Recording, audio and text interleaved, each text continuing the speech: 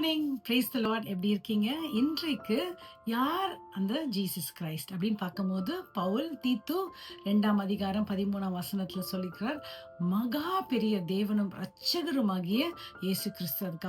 அப்புறம் என்ன எழுதுகிறார் என்றால், நம்மை சுத்திகரிக்கும்படியாக அவருடைய பிள்ளைகளாய் சேர்க்கும்படியாக தம்மை தாமே அவர் ஒப்பு கொடுத்தார் என்று போட்டிருக்கிறது. நாம் இந்த உலகத்துல வாழும்போது நம்ம தனியாகவே இல்லை, நாம் அவருடைய பிள்ளைகளாக அவர் நம்மை தெரிந்திருக்கிறார். எப்படி என்றால், அவர் ஒரு மகா தேவனாக இருக்கிறார். Is a great God.